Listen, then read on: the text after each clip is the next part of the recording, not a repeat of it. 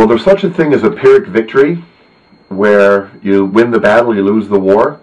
Whether Toronto's very brave and very impressive draw in Colorado on Sunday versus the Colorado Rapids turns into a Phyrric Draw, well, that remains to be seen, and I'll talk about that a little later. Hi, everybody. Tim Drudge here, View from the South Stands. Thank you once again for watching.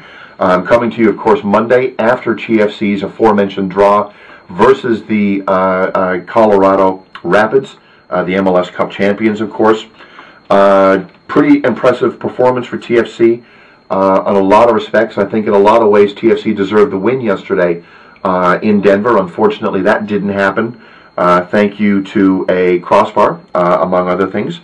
And considering all of the hardships that TFC has had to face over the last few weeks, whether it be a game every 3 days, whether it be a suspension to Julian de Guzman, our designated player, whether it be injuries to midfield stalwarts over the last month and a half, Jacob Peterson or Tony Chahani, I think by far and away this was TFC's best road effort of the season, and arguably one of their best efforts of the season, win, lose, or draw.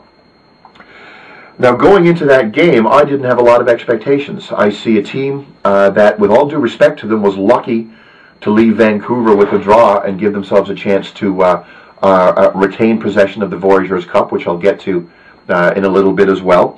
They're going into a very, very difficult place to play. The stadium is over 5,000 feet in altitude. Running at altitude is a tough thing to do, of course.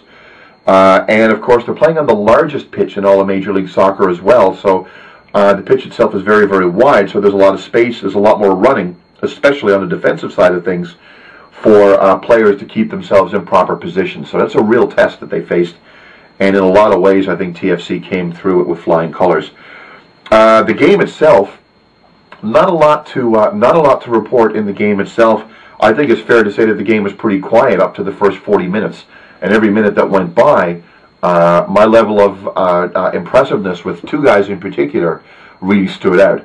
I think the defensive four did a pretty decent job yesterday, but I think they were really helped out by two midfielders replacing Peterson and de Guzman, which were Sturgis and, of course, Urosowski as well.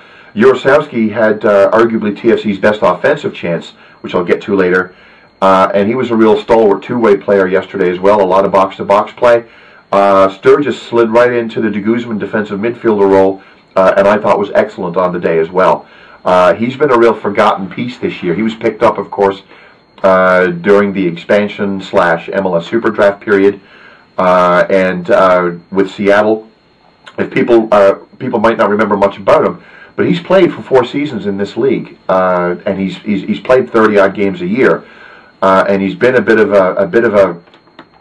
a forgotten piece here in Toronto. But if he can play some more quality minutes the way that he played very professionally on Sunday in Colorado, I think he's going to really help TFC not miss Julian de Guzman too much during the Gold Cup. And by the way, Julian de Guzman is the only TFC player that's been called up for the Gold Cup. That was announced early on Monday. So he's going to be missing for a couple of weeks in June, and I'll get to that, of course, in later posts on the blog. One other person that's going to be missing coming up as well, and I'm going to get back to the game in a second, but just want to do it before I forget, is João Plata. Again, TFC's offensive catalyst over the last few weeks. His performance hasn't gone unnoticed by his native Ecuador. He's been called up to play for his nation as of now. He's left TFC, and he's with his national team, or he's on his way to his national team as we speak, if I'm not mistaken. He's not going to be available to play on Wednesday versus Vancouver, and that's going to be a bit of a loss, considering how well he's played over the last few weeks.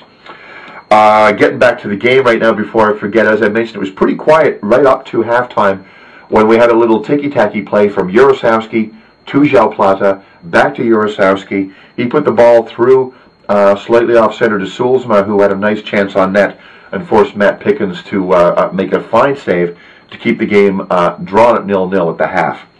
TFC continued to pour on the offensive pressure early in the second half. Urosowski in particular, who was my man of the match, he actually hit a ball off the crossbar in the second half as well. That would have been an absolutely lovely goal that would have given TFC I think, a very well-deserved win.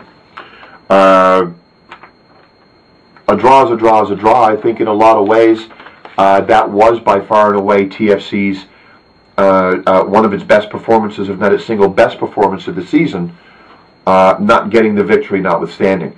When you go into a tough place like that with key guys injured, with your designated player injured, coming in with you guys beaten down, playing 2 games a week for the last 5 weeks.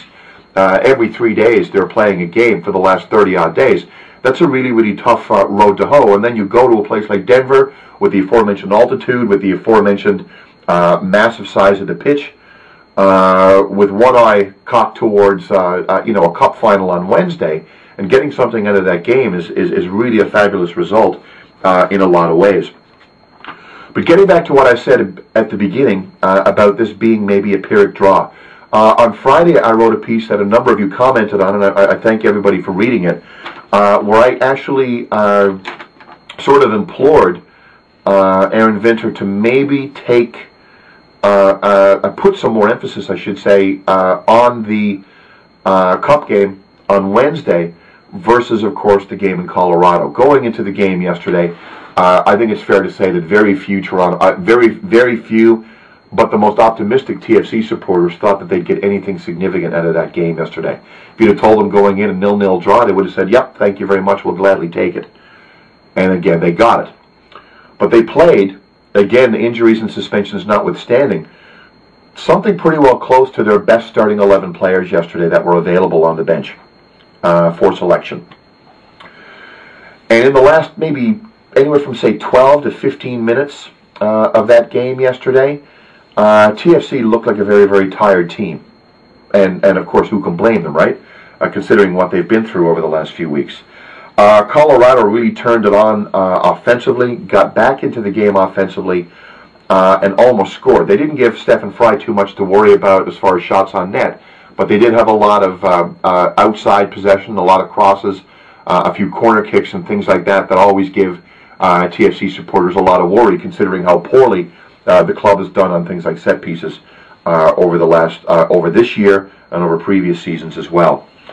But at the end of the day, of course, Colorado wasn't able to capitalize, and the game ended in a 0-0 draw.